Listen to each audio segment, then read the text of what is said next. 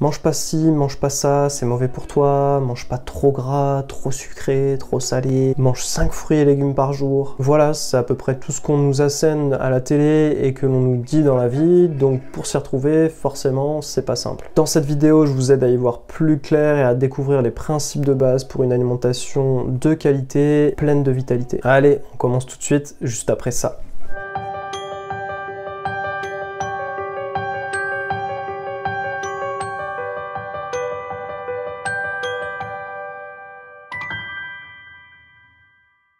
Alors que l'on sait qu'il y a des aliments recommandables et d'autres non, il est compliqué de trouver des informations pour savoir réellement ce qui nous correspond en termes d'alimentation. Entre les messages que je vous ai cités et les choix qu'on est censé faire à partir de ces mêmes messages, c'est compliqué de s'y retrouver. En plus de ça, on vit dans une société où il y a pas mal de tentations au niveau de l'alimentation, donc voilà. Mais reprenons donc à la base.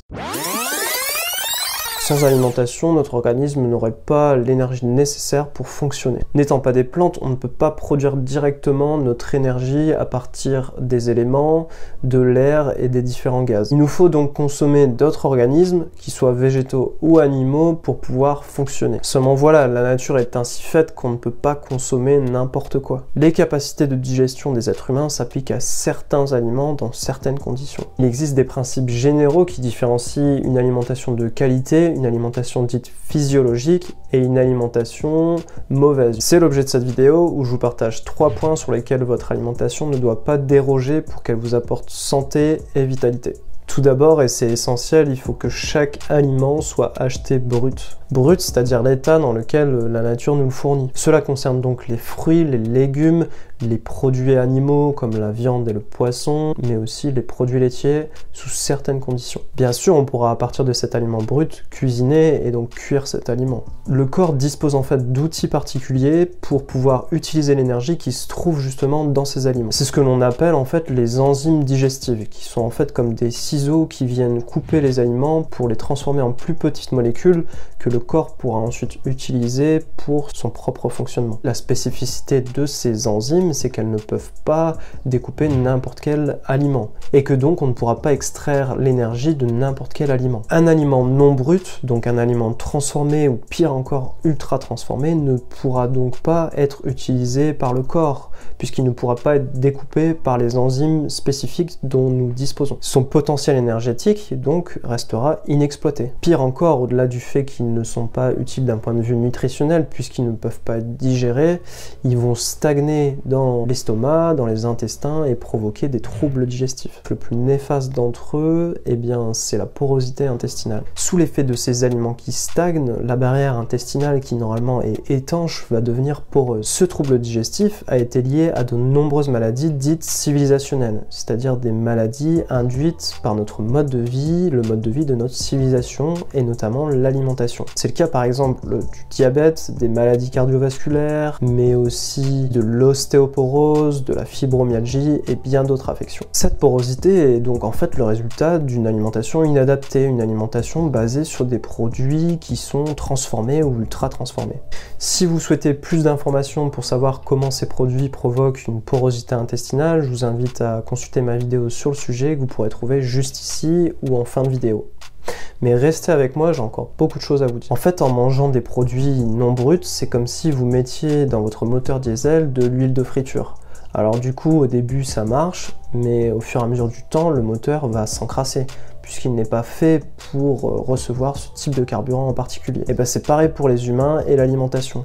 Si vous amenez beaucoup de produits transformés, et bien à force, le corps va s'encrasser. Cet encrassement chez l'être humain est notamment la résultante de la porosité intestinale. Lorsque l'on est encrassé, le corps va commencer à dysfonctionner. Il y a des fonctions qui vont plus marcher correctement. Alors du coup, les aliments transformés concernent bien les plats préparés, les fast-foods, les aliments reconstitués comme les céréales pour petit déjeuner ou encore la charcuterie et d'autres produits que l'on peut trouver en fait en supermarché. Alors vous l'aurez compris, à force d'apporter ces produits, on va générer l'encrassement de l'organisme et c'est cet encrassement qui est responsable de notre perte d'énergie. Donc pour ne pas abîmer la machine, l'idée c'est d'amener les aliments bruts dont je vous ai parlé.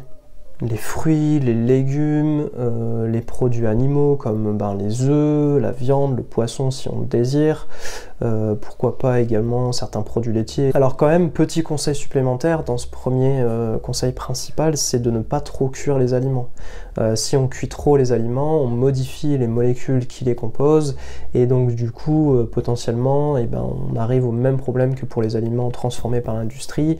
Les aliments deviennent en fait indigestes et donc vont provoquer de la porosité intestinale par le mécanisme dont je vous ai parlé. Deuxième ligne directrice pour une alimentation vitalisante, il faut acheter des aliments biologiques. Alors oui, on doit acheter de préférence des produits biologiques. Pourquoi? Eh bien parce que tout d'abord, vous le savez, ces produits ne contiennent pas, ou en tout cas beaucoup moins, de résidus de pesticides. Ce qu'il faut savoir, c'est que 61% des produits issus de l'agriculture conventionnelle contiennent ces résidus. Ces molécules sont faites pour détruire la vie et donc on n'a rien à faire dans le corps humain. Une exposition, on dirait, courte à ces produits ne serait pas un problème puisque le corps arrive à les éliminer, ou en tout cas pour la majorité d'entre eux. Mais le problème, c'est qu'on peut s'intoxiquer régulièrement puisque l'on consomme plusieurs repas par jour et que si l'on consomme exclusivement des aliments issus de l'agriculture conventionnelle, on va amener beaucoup de ces produits. Les capacités du corps pour éliminer ces produits étant limitées, l'organisme peut vite se retrouver dépassé et plein de ces molécules. Ce qu'il faut savoir en plus, c'est que généralement les produits biologiques sont plus nutritifs que les produits issus de l'agriculture conventionnelle. En fait, c'est une étude américaine de 2018 qui a montré que 25% des produits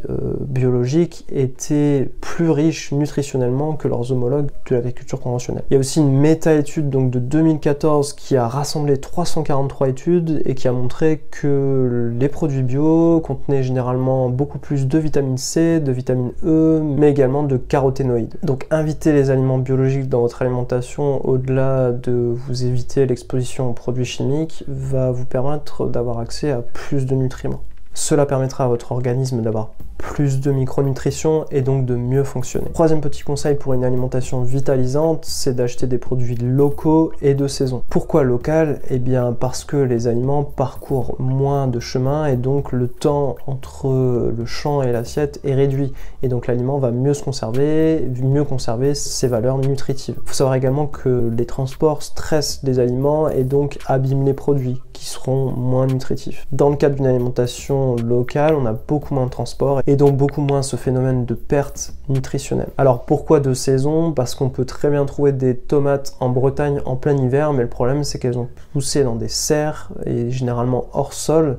Autre petite astuce, donc encore mieux, si vous avez un terrain ou un balcon, vous pouvez très bien faire pousser vos légumes vous-même. Rien ne remplacera la qualité de ces aliments. Donc pour résumer, pour une alimentation énergétique, il faut amener des aliments bruts que l'on transformera de manière contrôlée à la maison pour pas trop les abîmer. On peut également, si notre tube digestif nous le permet, manger une bonne portion de cru. On a vu pourquoi brut, c'est parce que l'on dispose des enzymes digestives pour les digérer. Dans le cas contraire, si on prend des aliments transformés, eh bien on ne dispose pas des enzymes, ce qui crée une stagnation au niveau du tube digestif de ces aliments qui va en fait finir par produire des troubles digestifs et notamment la porosité intestinale. Les aliments doivent être également de préférence biologique pour leur qualité nutritionnelle mais aussi pour éviter bien sûr tous les résidus de pesticides. On privilégiera bien entendu en plus des aliments locaux, des aliments de saison pour leur qualité nutritionnelle encore une fois. Si vous souhaitez en savoir plus sur l'alimentation, je vous invite,